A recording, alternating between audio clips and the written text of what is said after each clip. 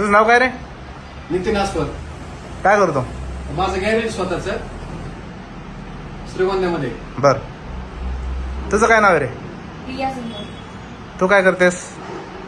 बीएसच्या last इयरला आहे. आम्ही नातेवाईक आहेत. आमची पहिल्यापासून ओळख आहे. बर, आता 1 वर्ष झालं आम्ही म्हणजे प्रेम करतो एकमेकांना. पगार किती?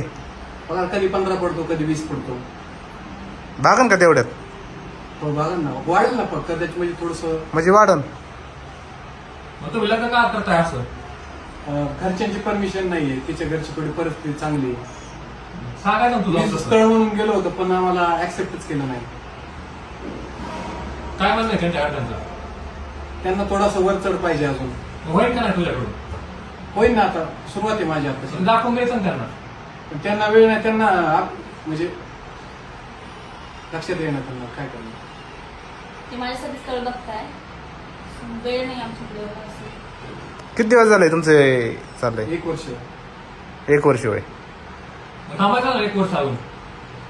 1 वर्षात अजून काही परिस्थिती बदलली असते. असं त्यांनी जर दुसरीकडे लग्न लावून दिलं तर काय करणार आम्ही तरी. ते स्थळ आणत होते त्यांना.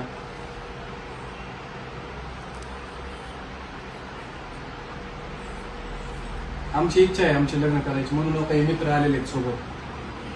तुम्ही जसे डॉक्युमेंट मागितले ते पण सगळे आणलेले आहेत. डॉक्युमेंट आले, डॉक्युमेंट विषय काय नाहीये. आणि ओरिजिनल आहेत. आम्ही काय असं डुप्लिकेट पण आपण केलेलं नाही. तुझ्या आई वडिलांना कळाल्यावर काय होईल रे? करते ना थोड्या दिवसात आम्हाला ऍक्सेप्ट करते. तू सांग ना, बोल ना त्यांना. 15,000 मध्ये?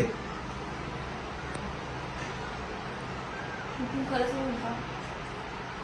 कसं करायचं नंतर? कुठं करायचं?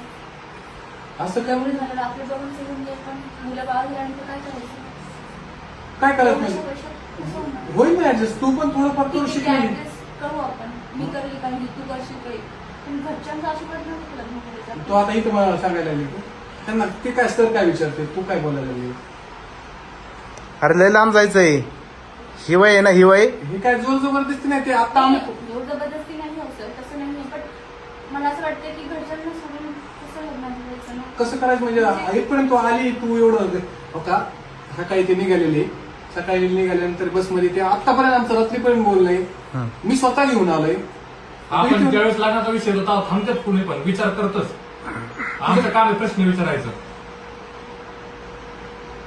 आम्ही काय कोणाचे लग्न लावत नाहीत तेव्हा. सांग ना त्यांना काय म्हणते ते. मुलगी पूर्णपणे तयार पाहिजे. मॅडम 100% शुअर नाही वाटत तुमच्यावरती. चेहऱ्यावर तर वाटानाच. एक महिना टिकन म्हणलं तरी. बोल ना त्यांना काय सांगते ते. असं कन्फ्युजन आहे. परत कसं व्हायचं काय मला माफ कर. म्हणजे मी नाही करू शकत लग्न. खरंच माफ कर. मी माझ्या घरच्यांना सोडून नाही येऊ शकत तुझ्यासोबत. मी काय करायचं आता इतके दिवस. मी पण आता तुला आयुष्यभर सांभाळण्यास तयारी दाखवली. तू असं काय करायला लागलीस. ही गोष्ट खरी आहे. पण घरच्यांचा आशीर्वाद न घेता, घरच्यांना न सांगता त्यांचा विचार केलाय का आपण? तुझ्या घरच्यांचा, माझ्या घरच्यांचा, त्यांचे काय हाल होईल? आपण इथून जाऊन त्यांच्यापासून हा जाऊ. समाज त्यांना जगू देणार नाही. आणि आपल्या बाळांना काय सांगायचं आपण? की आम्ही पळून जाऊन लग्न केलं.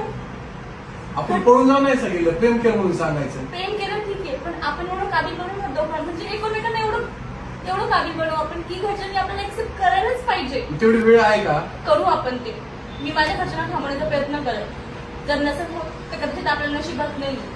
असं नाही की प्रत्येक प्रेम सक्सेसफुल होतो. ऐन लग्नाच्या दारात येऊन तो जर असं करायला लागली कसं करायचं. हे आधी सांगायचं ना वहिनी, आम्ही कशाला एवढी तयारी केली असती. मग हे मंगळसूत्र आणलं, त्यांनी तयारी केली. हा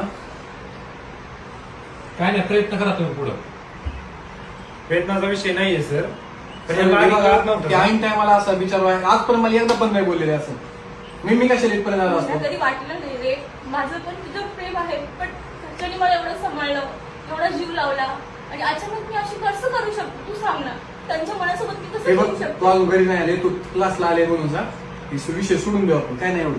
जर वाटलं कॅपेबल, तुला वाटलं नाही बरोबर तर तयारी तर असं ऐन टायमाला जर दारात येऊन असं नाही करायचं.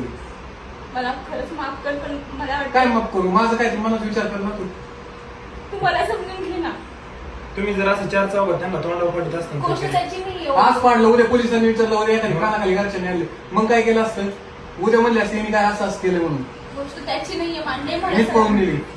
नाही मी लग्न झाल्यावर थोडी ना मी असं म्हटलं असते. मग आता कुठं हो, आलं? आता मग ते लग्नाची 2 दावा सायांची आहे गोष्ट होती, ते साक्षीदार उभा आहे तर मी अजून कुठं लग्न झाले नाही आपलं, लग्न करतोय आपण. मग करायच्या दारात किती वेळ राहिला असता? अजून घरी माहित नाही की मी पळून मग आली. एक काम कर, तू म्हणजे सरळ सरळ माहित इष्टी होतं. पकड बसून देतो, तुझं घरी जा.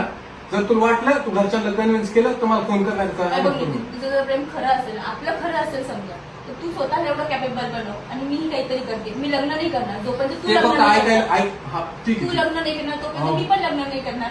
पण मी घरच्यांच्या विरोधात जाऊन लग्न नाही करू शकत आणि ते पण अशा कंडिशन मध्ये तर मुळीच हे नाही. मला फक्त- दिलाय गव्हर्नमेंटने अधिकार, पण मला हे बघ तो सर, आमचं चुकलं, मी पर्यंत आलो. मी तुम्हाला आतापर्यंत तिने एक शब्दांत जरी सांगितलं असतं तर मी तुला आलो नसतो. झालं ते झालं, तुला बसून देतो, तू घरी जा. झालं मी कॅपेबल, तुला योग्य वाटलं तरच माझ्यापर्यंत ये. Sorry sir. माफ करायचं ना मला. पूर्ण तयार करून या, असं नका अर्ध येऊ. किती? चल. जा मॅडम. जा की. माफ करा. पहिलं